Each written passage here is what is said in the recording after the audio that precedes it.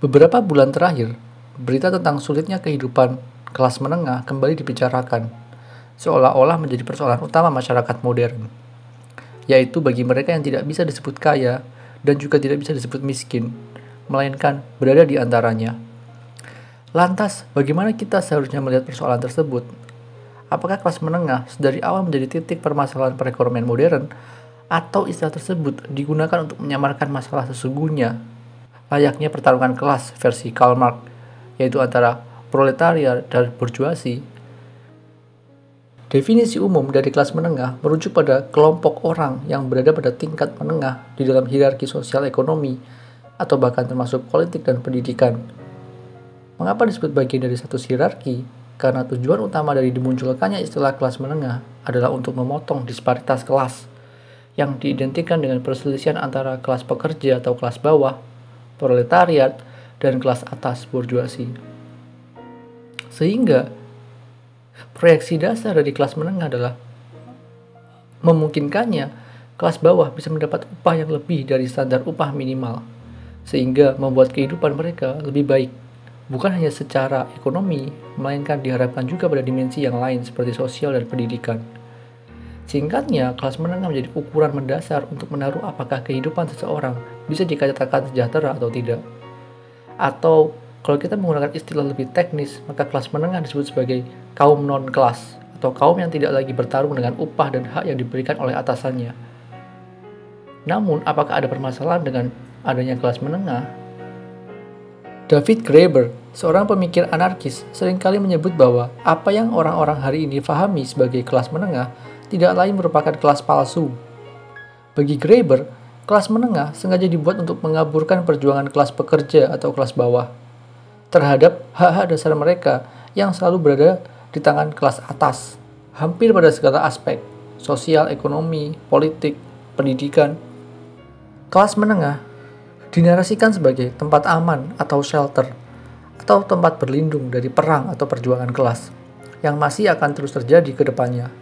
Sehingga saat seseorang dikategorikan bagian dari kelas menengah, maka orang tersebut seolah-olah dibebaskan dari tugas atau kewajiban mereka untuk berjuang, atau juga berperang di dalam perjuangan kelas. Bagi kelas menengah, apa yang selanjutnya perlu diperjuangkan bukan lagi tentang kelas, melainkan kesejahteraan pribadi, yaitu bagaimana pada akhirnya mereka bisa memulai kehidupan yang layak, mulai dari berkeluarga, kenaikan pangkat, dan seterusnya. Pada poin inilah, Graeber menyimpulkan fungsi utama dari dimunculkannya kelas menengah adalah untuk menggantikan permasalahan kelas dengan persoalan privat, sehingga membuat perjuangan kelas tidak lagi relevan hari ini, ketika segala sesuatu hanya tentang masalah individu saja, dan bukan tentang pemegang kekuasaan di atas sana yang perlu dipertanyakan dan dievaluasi. Terakhir, bagi Graeber, hal pertama yang perlu dilakukan untuk kembali ke dalam langkah perjuangan kelas adalah secara bangga menjadi bagian dari kelas pekerja, dan perjuangan kita tidak begitu saja akan berhenti saat berada atau dianggap sebagai kelas menengah. Namun, apakah pembacaan serta kritik Graeber cukup untuk melihat struktur ideologis dari kelas menengah? Slavoj Žižek memberikan pandangan yang lebih radikal, dengan menyebut bahwa fungsi kelas menengah adalah sebagai penyangkalan fetisistik terhadap dinamika masyarakat, dengan mengandaikan bahwa terdapat standar khusus saat pertentangan kelas tidak lagi terjadi, dan keadilan sosial, ekonomi, dan politik berjalan damai, tenang, dan tentram. Zizek menambahkan dengan mengutip Ernesto Laclau yang menyebut bahwa perjuangan kelas yang sesungguhnya ditandai dengan tidak adanya masyarakat, atau there is no society. Artinya, perjuangan kelas sendiri selalu berdasarkan tidak adanya standar praktis tentang kelas itu sendiri, yang juga berarti bahwa tidak adanya referensi terhadap struktur kelas tersebut menjadi dasar serta ruang terbuka saat semua orang bisa menjadi bagian dari perjuangan atau pertarungan kelas tersebut.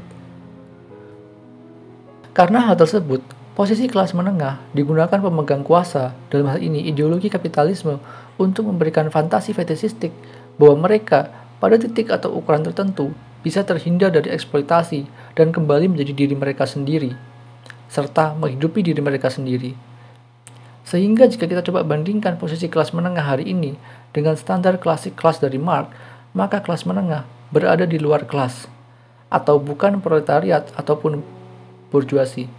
Namun, justru karena di luar ini yang membuat mereka menjadi kelas yang paling tereksploitasi oleh kapitalisme.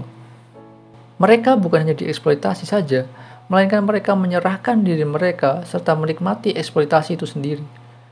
Bukankah realitas pasar hari ini disokong oleh orang-orang yang menyebut diri mereka kaum menengah ini, termasuk segala macam pajak dan tuntutan lainnya? Maka istilah middle class atau kelas menengah bisa disebut sebagai pseudo-revolusioner atau juga revolusi palsu dari masyarakat yang masih tertindas. Jika kita menggunakan perumpamaan yang lebih brutal, apa yang ditawarkan dari posisi kelas menengah adalah menjadi miskin dengan gaya. Kemudian pertanyaannya, bagaimana suatu perjuangan kelas yang sesungguhnya bisa dimungkinkan saat kita tidak punya referensi langsung terhadap siapa yang benar-benar tertindas dan layak diperjuangkan? Yaitu melalui ruang demokrasi. Dalam hal ini bisa dibilang semacam partai. Apa yang dimaksud partai di sini bagi Zizek tidak selalu dalam bentuk perserikatan partai, melainkan lebih pada ruang saat setiap orang yang merasa diabaikan atau dikeluarkan dari suatu sistem atau komunitas mampu menyuarakan posisi mereka yang terasingkan. Hanya pada posisi inilah ruang referensi atas perjuangan kelas bisa dibangkitkan, yang lahir secara langsung karena hal tersebut secara niscaya dibutuhkan. Misalnya di Indonesia sendiri, sudah lama ada partai buruh yang mencoba mewakili perjuangan kelas. Namun, meskipun begitu, mengapa mereka hampir tidak pernah mendapat suara signifikan di dalam pemilu? Jika berdasarkan analisis di awal, maka partai buruh masih belum bisa menjadi ruang yang mampu menampung posisi keterasingan banyak pihak, khususnya selain buruh. Sebab kembali pada kritik terhadap kelas menengah, apa yang kita saksikan sebagai pertarungan atau peperangan kelas hari ini bukan lagi tentang dua kubu ekstrim, pekerja buruh yaitu sebagai proletariat dan pemilik modal atau penguasa, burjuasi. Melainkan bagaimana merengkuh atau merebut kembali ruang proletariat tersebut, bukan sebatas buruh atau pekerja, melainkan ruang universal atas antagonisme sebagai satu-satunya ruang perjuangan kelas yang dimungkinkan. Contoh konkret hari ini adalah tentang tapera, yang mewajibkan pekerja dan pemilik modal untuk menyetorkan sebagian kecil pendapatan mereka sebagai semacam tabungan masa depan.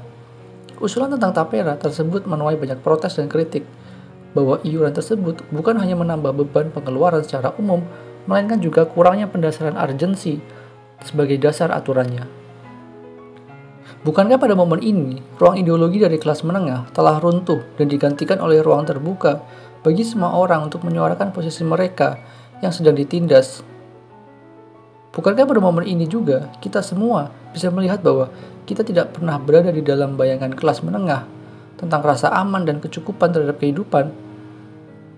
Bukankah pada momen ini juga kita akhirnya menyadari bahwa apa yang berada di depan mata kita semua tidak lain adalah ruang perjuangan, bahwa entah apapun yang kita semua kerjakan, kita mempunyai masalah mendasar yang sama.